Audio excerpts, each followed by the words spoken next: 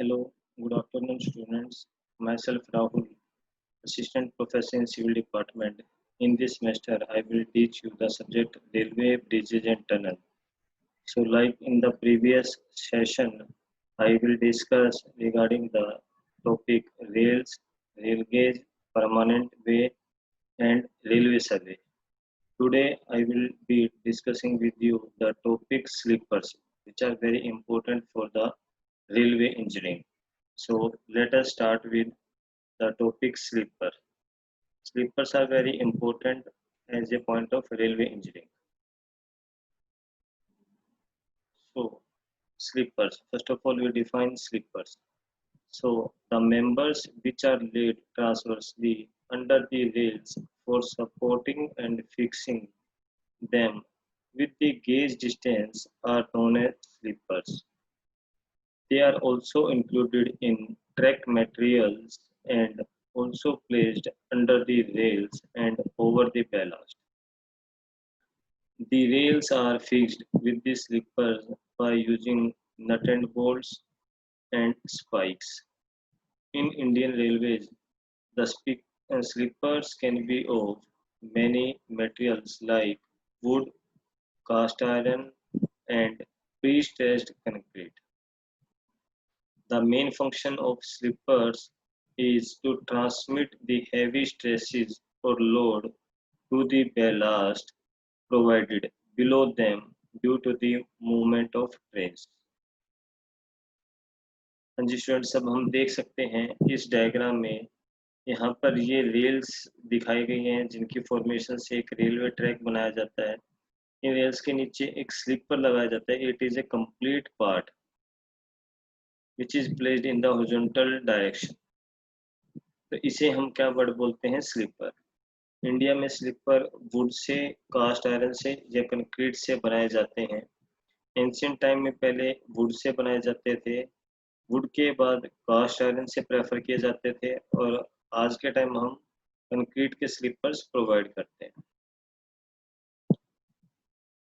ये कुछ रियलिटी की पिक्स हैं स्लीपर्स की। जैसे फर्स्ट डायग्राम में दिखाया गया है, ये जो ट्रैक है रेलवे ट्रैक है, यहाँ पे ये रेल्स लगाई गई हैं। ये दो रेल्स हैं, इनके कॉम्बिनेशन को रेलवे ट्रैक बोलते हैं। इनके बीच में वुडन स्लीपर्स लगाए गए हैं, हैविंग ए कांस्टेंट और a fixed distance between them.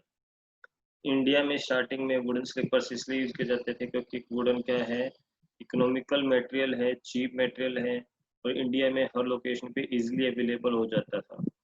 उसको हम रिक्वायरमेंट के हिसाब से शेप एंड साइज में कन्वर्ट कर सकते थे और डिस्टेंस भी हम मैनेज कर सकते थे कि कितने वेट का हमें रिक्वायरमेंट है पीस या स्लीपर का कितना डायमेंशन होगा, उस हिसाब से हम इसे मॉडिफाई कर सकते थे। बट जब हमने इसकी डिसएडवांटेज देखी कि जैसे एक तो ये मॉइस्चर जल्दी गेन कर लेता है, सेकंड वियर एंड टियर जल्दी हो जाता है, थर्ड वन जैसे ही ये प्रेशर या फिर ब्रेक्स लगाते थे ट्रेन पे जो हीट जनरेट होती थी, हीट से भी जो वुड है वो डैमेज हो जाता था। इन रीजंस की वजह से, इन डिसएडवांटेज की वजह से वुडन स्लीपर्स को रिजेक्ट किया गया और उनको रिप्लेस करके हमने कास्ट आयरन स्लीपर्स को यूज करना स्टार्ट कर दिया। अब हम सेकंड डायग्राम में देख सकते हैं, these are the cast iron sleepers. इनकी यूनिफॉर्म शेप एंड साइज है, यूनिफॉर्म इनका वेट है, यूनिफॉर्म इनके डायमेंशंस हैं। इनमें कुछ एडवांटेजेस क्या थे? सबसे पहले ये मॉइस्चर जल्दी से गेन नहीं करते हैं, अगर मॉइस्चर गेन भी कर लेते हैं तो वियर एंड टियर के लिए इनको काफ़ी टाइम लगता है। थर्ड वन, ये हीट को अब्जॉर्ब कर लेते हैं, शॉक्स अब्जॉर्ब कर लेते हैं और ये इजीली हैंडल्ड हो जाते हैं as compare to wooden sleepers. इनकी लाइफ भी ज़्यादा है as compare to wooden sleepers. But इनके भी कुछ डिसएडवांटेज थे, जैसे ये कास्ट आयरन से बने हुए हैं तो इनका जो वेट है वो ज़्यादा होता था और सेकंड वन, जैसे ही इन पे मॉइस्चर अटैक करता था तो ये कोरोडेड हो जाते थे। कोरोडेड की वजह से इनकी जो लाइफ है वो डिक्रीज हो जाती थी और इंसिडेंट या जो एक्सीडेंट के चांसेस होते हैं रेलवे के, वो इंक्रीज हो जाते थे। तो इसकी वजह से इन्हें रिजेक्ट किया गया और आज के टाइम हम कंक्रीट स्लीपर्स यूज करते हैं जो इस फोटो में दिखाया गया है। कंक्रीट स्लीपर्स क्या हैं? ये इजीली मोल्डेड हैं, प्री स्ट्रेस्ड हैं, इन्हें किसी भी शेप एंड साइज में हम ड्रॉ कर सकते हैं। इसका वेट भी हम अपने अकॉर्डिंग चूज कर सकते हैं। जैसे हम इंडिया में 3 टाइप के गेजेस यूज करते हैं, जो मैंने लास्ट क्लास में पढ़ाया था आपको, broad gauge, metre gauge and narrow gauge. तो कंक्रीट स्लीपर्स को हम तीनों टाइप के गेज के साथ यूज कर सकते हैं। ये इजीली मोल्ड हैं, इन्हें हम सुटेबल कर सकते हैं प्लेसेस पे जहाँ भी हमें रिक्वायरमेंट है, उस हिसाब से इन्हें डिज़ाइन कर सकते हैं, शेप एंड साइज कन्वर्ट कर सकते हैं। तो ये कुछ एडवांटेजेस हैं जिसकी वजह से आज भी Indian railways concrete sleepers prefer करते हैं। कुछ ऐसे फंक्शंस हैं जिसकी वजह से हम स्लीपर्स को इम्पोर्टेंट पार्ट मानते हैं परमानेंट वे का या रेलवे का। First one function, to support the rails firmly and evenly. तो ये क्या करते हैं, जो रेल्स हैं उनको ये प्रॉपर सपोर्ट प्रोवाइड करते हैं ताकि जो ट्रेन है उसकी स्मूथ मूवमेंट हो, वहाँ पे कोई ऑब्स्ट्रक्शन ना आए। Second, to hold the rails to proper gauge. अभी जैसे हमने लास्ट टाइम पढ़ा था, अगर जो स्लीपर्स हैं ये रेल्स को प्रॉपर होल्ड रखते हैं, जब इसके ऊपर से ट्रेन मूव करती है तो ड्यू टू हैवी लोड जो रेल्स हैं वो अपनी जगह से डिस्प्लेस हो सकते हैं। तो हम स्लीपर्स के साथ उन्हें टाई करते हैं ताकि उनके बीच का हॉरिजॉन्टल डिस्टेंस जो गेज बोलते हैं वो प्रॉपर मैनेज रहे, जिसकी वजह से एक्सीडेंट के चांसेस मिनिमाइज हो सकते हैं। Next, to distribute the load coming on the rails over a sufficiently large area of the ballast. हमें जैसे सिविल में पढ़ाया जाता है कि stress is equal to load upon area. जितना ज़्यादा एरिया बढ़ेगा उतनी ज़्यादा स्ट्रेसेस कम जनरेट होंगी, स्ट्रेसेस कम जनरेट होंगी तो मटेरियल स्ट्रेंथ ज़्यादा अटेन करेगा और उसकी जो लाइफ है वो भी ज़्यादा रहेगी। तो स्लीपर्स भी ऐसे ही करते हैं, वो कंप्लीट ट्रेन का लोड क्या करते हैं, बेलास्ट में ट्रांसफर करते हैं। बेलास्ट का एरिया ज़्यादा है तो स्ट्रेसेस कम जनरेट होती हैं। It also acts as an elastic medium between the rails and ballast and also absorb the vibrations of trains. Next, they also provide easy replacement of rail fastenings without disturbing the traffic. Next, they also provide stability to the permanent way on the whole. Next, to maintain the track at proper grade by allowing raising of the rails and also tamping the required quantity of ballast below the rails. To hold alignment of the track and last but not least to hold the rails at proper level. So here in Indian Railways we use various two types of sleepers which are depending upon the position of a railway track. So in that case, here I describe first one, longitudinal sleepers. These are early form of sleepers which are not commonly used nowadays in Indian Railways because they consist of slabs of stones or pieces of wood which are placed parallel to the rails. To maintain the correct gauge of the track, cross pieces are also provided at regular intervals.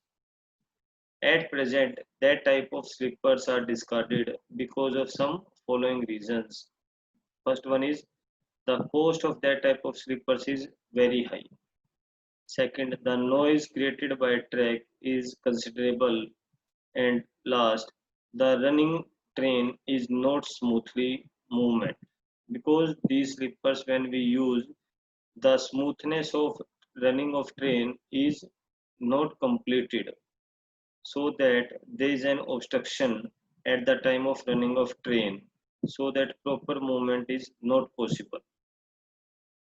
As compared to that, we now use transverse sleepers in Indian Railways. That type of sleepers first introduced in Britain in 1835 and after that they were universally used.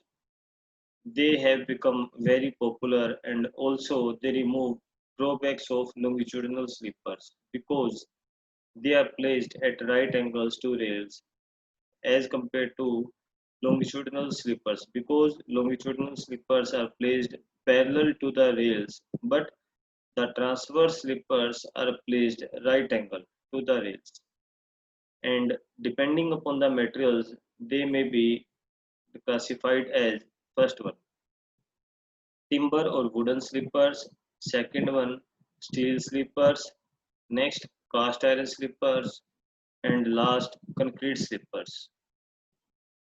First of all, wooden slippers, as the name suggests, that type of slippers which are made up of wood or timber are known as wooden slippers.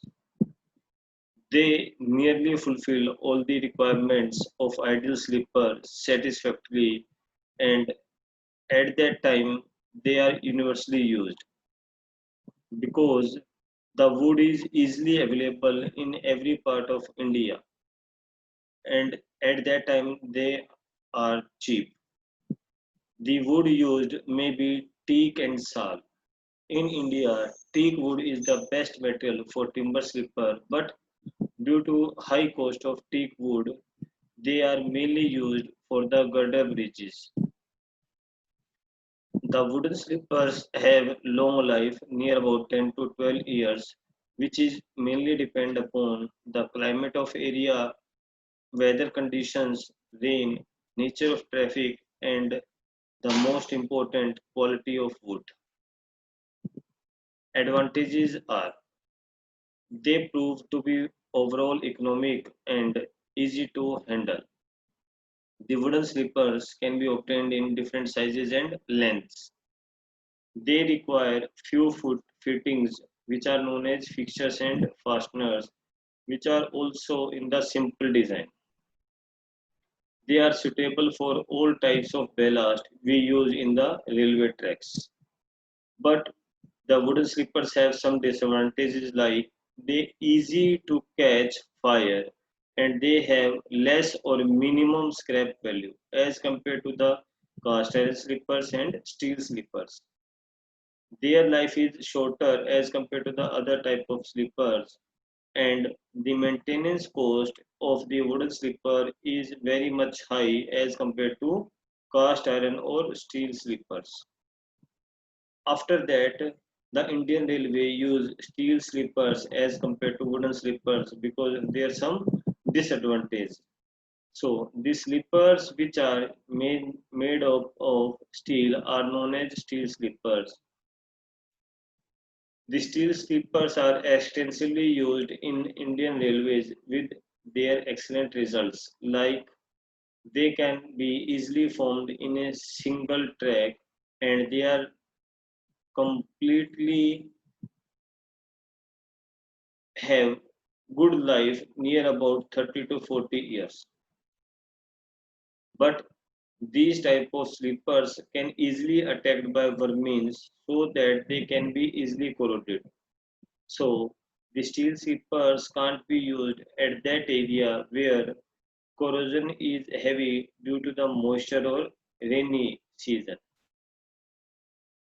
Hence, the track which are provided with steel slippers does not require much attention because the renewal of slipper will not be frequent. The steel slippers are not good insulators, so they can't be used for electric circuited railway track. Following are the advantages like they are manufactured easily in one piece, they have good scrap value. The manufacturing process is simple in design as well as in operation. They are light in weight so can be easily handled. But the steel slippers also have some disadvantages like they are not suitable for every type of ballast, which we discuss in the next chapter. The cost of steel slippers is very high and they are not used for the electric circuit tracks. They are also liable to the corrosion. So, as compared to that, we use cast iron slippers. The cast iron slippers in Indian Railways used in 1870, then other country in the world. Nowadays, near about 60% of broad gauge track is laid with cast iron slippers. Last chapter में भी हमने पढ़ा था Indian railways में three types के ही gauges use किए जाते हैं mainly first one is broad gauge second one metre gauge and third one is narrow gauge जो 50 to 60% इंडियन रेलवे के जो ट्रैक्स हैं वो मोस्टली ब्रॉड गेज के साथ यूज किए जाते हैं, और जहाँ पे ब्रॉड गेज यूज किया जाता है मोस्टली वहाँ पे कास्ट आयरन के स्लीपर्स हम प्रोवाइड करते हैं, but they require a large number of fixtures and fastenings as compared to the other type of slippers like wooden slippers and steel slippers, because they are subjected to break and damage if they handled roughly. अगर हम इनकी proper care नहीं करेंगे, proper maintenance नहीं करेंगे time to time, तो ये easily break या डैमेज हो सकते हैं। अगर हम इन्हें प्रॉपर मेंटेन करें तो they have life of 35 years to 50 years. They are of good material, so they also have high scrap value because they easily melted and reused for casting the new slippers. Some advantages are they are suitable for all types of slippers. The maintenance cost of that type of slippers is low. They provide good longitudinal and lateral resistance, and they can easily dismantled. And last, the scrap value of that type of slippers is very much high. But they also have some disadvantages like they require a large number of fixtures and fastenings so that they hold properly the rails. If they can't be handled properly, they are subjected to break and damage. They are also not used for the track circuiting because they are also made of steel and cast iron. So, due to this, in India nowadays we use concrete slippers. So, the slippers which are made up of reinforced or pre-staged cement concrete are known as concrete slippers. This idea was given in 1884 by Monnier of France, who got patent for it also, because the concrete slippers have durable with life having range 30 to 40 years, and they are suitable for welded rail tracks also. Nowadays in Indian Railways the use of concrete slippers is also still in the experimental stage. They may be of RCC or pre-stressed concrete, and pre-stressed concrete is very common used in the Indian Railways. Advantages of concrete slippers like they are not attached by corrosion and they are fire resistant slippers. They effectively and strongly hold the track to the proper gauge. They require less fittings and they have long life as compared to wooden slippers, steel slippers, and cast iron slippers. They are also suitable for welded tracks. And last, they heavier than all other types of slippers, so they provide better lateral stability to the track as compared to other slippers. But they also have some disadvantages like they have no scrap value and they are difficult to handle. When the derailment occurs, the damage also happen in the large amount, and the renewal of track laid with these slippers is difficult. जो concrete slippers हैं वो हम ज़्यादा use करते हैं आजकल Indian railways में, क्योंकि एक तो वो कोरोजन नहीं हो सकते हैं, उनमें आग नहीं लग सकती है, एंड वो उनका जो वेट है सेल्फ वेट है वो ज़्यादा है। अगर वो सेल्फ वेट ज़्यादा है तो वो प्रॉपर या ज़्यादा स्टेबिलिटी प्रोवाइड करेंगे ट्रैक में, ताकि ट्रैक की जो लाइफ है वो ज़्यादा हो। ये गेज को या जो हम बोल सकते हैं रेल को प्रॉपरली होल्ड करते हैं, इफेक्टिवली होल्ड करते हैं, ताकि एक्सीडेंट के चांसेस कम हो। They also require less fitting, इनको फिटिंग की भी कम रिक्वायरमेंट है जैसे फिक्सचर्स एंड फास्टिंग, और इन्हें हम वेल्डेड ट्रैक्स पे भी ज़्यादा यूज कर सकते हैं। बट साथ साथ में इनके कुछ डिसएडवांटेजेस हैं, जैसे इनकी कोई स्क्रैप वैल्यू नहीं है। सेकंड, इन्हें हैंडल करना मुश्किल है। अगर एक बार इनके अंदर क्रैक्स आ गए हैं तो उसको हम रिपेयर नहीं कर सकते, हमें कंप्लीट स्लीपर को रिप्लेस ही करना पड़ेगा। और इनका वेट ज़्यादा है तो इन्हें रिप्लेस करने में भी टाइम कंज्यूमिंग ज़्यादा लगता है और लेबर भी ज़्यादा प्रोवाइड करनी पड़ती है ताकि इन्हें हम ईज़िली रिप्लेस कर सकें। हाँ जी, ये कुछ पिक्चर्स हैं इनकी जिसके साथ हम आइडिया ले सकते हैं। ये वुडन स्लीपर हैं, इसके कुछ डायमेंशंस थे जब हम उस टाइम यूज़ करते थे। 8 इंचेस या फिर हम बोल सकते हैं 200 इसकी विड्थ थी। इसकी लेंथ जो स्लीपर की थी उस टाइम हम 8 फुट यानी 2.4 मीटर लेंथ का हम स्लीपर यूज़ किया करते थे उस टाइम। जब इनके हमने कुछ डिसएडवांटेजेस पढ़े कि जैसे ये मॉइस्चर गेन कर लेते हैं, ये वियर टियर हो जाते हैं, ये इनकी लाइफ कम है as compare to other sleepers, या फिर जैसे ही ये हीट अब्जॉर्ब करते हैं तो वहाँ से इनके अंदर डैमेज स्टार्ट हो जाता है, तो हमने वुडन स्लीपर्स को यूज़ करना बंद कर दिया। इसके बाद हमने कास्ट आयरन स्लीपर्स या स्टील स्लीपर्स बोल सकते हैं, इन्हें यूज़ करना स्टार्ट किया। ये इस फोटो में दिखाए गए हैं। इनके कुछ डिसएडवांटेजेस थे जो वुडन स्लीपर के डिसएडवांटेज थे। जैसे कि एक तो ये मॉइस्चर गेन करके जल्दी से वियर टियर नहीं होते हैं। सेकंड वन, ये हीट अब्ज़ॉर्ब करके डैमेज नहीं हो पाते। थर्ड वन, ये बेटर स्टेबिलिटी प्रोवाइड करते हैं वुडन स्लीपर के कंपैरिजन में, और ये होल्ड रेल को अच्छी तरह से होल्ड कर सकते हैं with the help of fixtures and fastenings as compare to wooden sleepers. But इनके भी कुछ डिसएडवांटेज थे, जैसे एक तो इनकी कॉस्ट ज़्यादा थी, सेकंड वन ये कोरोडेड जल्दी हो सकते थे, थर्ड वन ये इलेक्ट्रिकल सर्किट्स जहाँ पे हम आज बात करते हैं इलेक्ट्रिक सर्किट ट्रैक्स, वहाँ पे यूज़ नहीं कर सकते थे। तो इनके डिसएडवांटेज को देखते हुए अब इंडियन रेलवेज़ ने ये लास्ट कंक्रीट स्लीपर्स को यूज़ करना स्टार्ट कर दिया। इसके एडवांटेजेस यही थे कि एक तो इन्हें हम किसी भी शेप एंड साइज़ में मोल्ड कर सकते हैं। इन्हें ज़्यादातर इलेक्ट्रिकल सर्किट्स में भी हम यूज़ कर सकते हैं क्योंकि ये गुड इंसुलेटर हैं।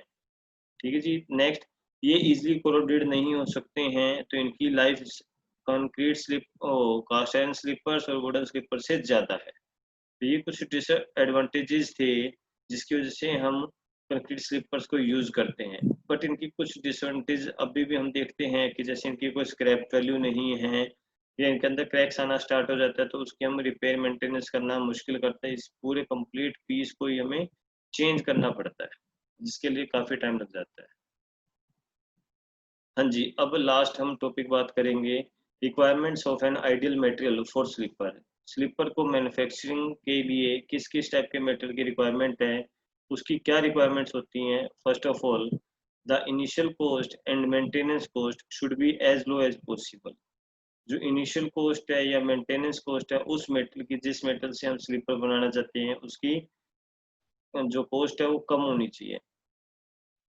Second, the fastenings of the slipper with the rails should not be complicated in design. जितने भी हम फास्टिंग्स फिक्सर्स एंड फास्टिंग्स यूज करेंगे स्लीपर के साथ ताकि रेल को प्रॉपरली होल्ड कर सकें, उनका जो डिजाइन है वो सिंपल हो, कॉम्प्लिकेटेड ना यूज किया जाए। Next, they have moderate weight. जो इनका वेट है वो भी एवरेज कंडीशन में हो, ना ये ज़्यादा लाइट वेट में हो ना ये ज़्यादा हैवी वेट में हो। They should provide sufficient bearing area below the rail and over the ballast. ये जितना भी एरिया यूज करे बियरिंग एरिया वो सफिशिएंट हो ताकि जितना भी ये लोड ट्रेन से गेन करते हैं वो प्रॉपर इजीली ट्रांसमिट हो जाए बैलास्ट के थ्रू, ताकि जो ट्रैक है उसकी स्टेबिलिटी बनी रहे और ट्रैक की जो लाइफ है वो ज़्यादा रहे। They should be able to maintain the gauge correctly. अभी हम पढ़ रहे थे कि जो गेज है, रेल गेज है, उसको मेंटेन करने के लिए भी हमें स्लीपर्स की रिक्वायरमेंट होती है। तो हम ऐसे मेटल को यूज करेंगे जिसमें होल्डिंग करने की एबिलिटी हो ताकि वो प्रॉपर मेंटेन कर ले गेज को। ठीक है जी। हाँ जी। Next, they should be capable of resisting shocks and vibrations due to the fast moving vehicles at high speeds. जब भी ट्रेन हाई स्पीड में मूव करते हैं, ब्रेक लगाते हैं, तो वहाँ पे शॉक्स या वाइब्रेशंस प्रोड्यूस होती हैं। तो रेल के थ्रू वो सारे शॉक्स या वाइब्रेशन स्लीपर्स के अंदर डाले जाते हैं। अगर स्लीपर अच्छी क्वालिटी का बना होगा तो वो उसकी लाइफ लॉन्ग रहेगी। अगर वो लो क्वालिटी का होगा तो उसमें इजिली वियर एंड टियर हो सकते हैं और जल्दी डैमेज हो सकता है।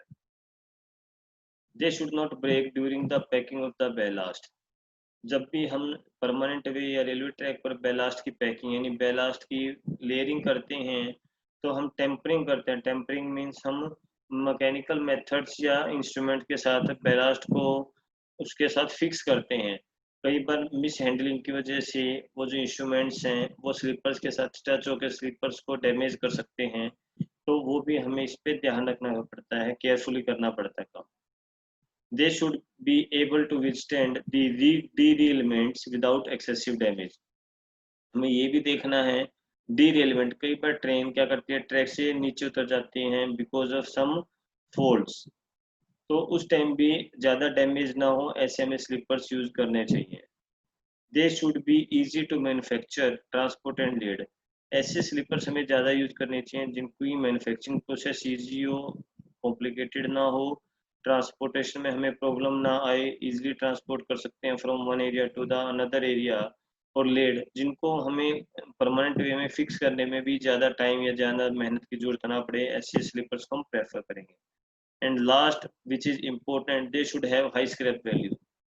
जब तक हम उसे हम यूज कर रहे हैं तब तक उनकी वैल्यू है, और जैसे ही वो डीरेलमेंट हो जाते हैं या फिर उन्हें डिसमेंटल कर देते हैं, आफ्टर डिसमेंटल भी उन्हें कुछ गवर्नमेंट की तरफ से गवर्नमेंट को उनको उसके सेल करके भी कुछ ना कुछ स्क्रैप वैल्यू मिले तो वो हमारे लिए बेनिफिशियल होंगे। ठीक है, ओके स्टूडेंट्स, आशा करता हूँ कि आपको समझ में आया होगा। अगर किसी स्टूडेंट को कोई डाउट है तो मुझे अपने इस ईमेल पे भी मुझसे डाउट क्लियर करवा सकते हैं। Thank you students. ओके।